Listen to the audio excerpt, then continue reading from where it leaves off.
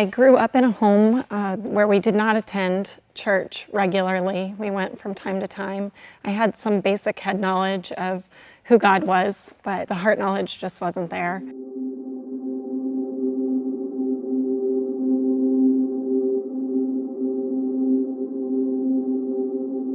I grew up in a family with a mom and was raised by my stepfather. My birth father was a 40-plus year heroin addict. I had some abandonment struggles, harbored a lot of unforgiveness over the years with sometimes in abusive relationships, and really struggled with trusting men and forgiving them when I had been wronged. When I was in my early 20s, my dad passed away tragically in a car accident. In any head knowledge I had of the Lord at that time, I just was extremely angry and shut down any interest I had in who he was or what he did.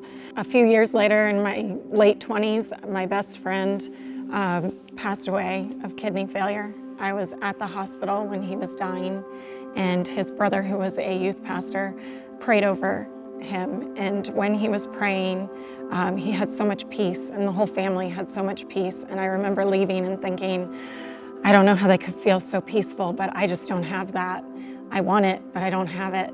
Shortly after that happened, a close friend of mine reached out and said, I'd like to take you to breakfast and share some things with you. So she did, and at that time she shared the gospel with me, and I was open to it, which I didn't think I would be. I knew the basis behind her inviting me to breakfast, and I was closed-minded and my guard was up. But after speaking with her, I just felt like, oh, you know, I'm more open to this than I thought I would be. About a week later, I was driving to a baseball game of my son's and just really broke down.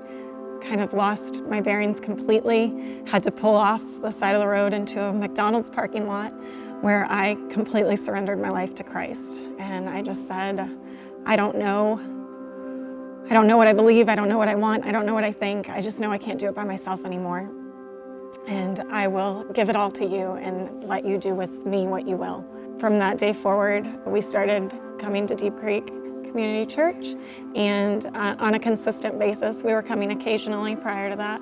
Got involved almost immediately in a life group and began serving in the church shortly thereafter. I was able to just kind of openly express my anger and feelings towards not just God, but towards men in general. Figuring out that my inability to trust the Lord fully was based on my inability to trust men fully. The experience of my childhood and the broken relationships and those types of things led me to this place of wanting more for my family, wanting wholeness, and just overflowing with love and respect for one another. We have a great family, we have a great life, and we have awesome kids, my husband and I. We just really work to do our best to stay connected to one another. I came from a place of distrust in men, abuse, anger, brokenness, broken relationships, to a place of forgiveness and redemption and restoration. My backstory would still be my story if not for Jesus Christ and what he has done in my life.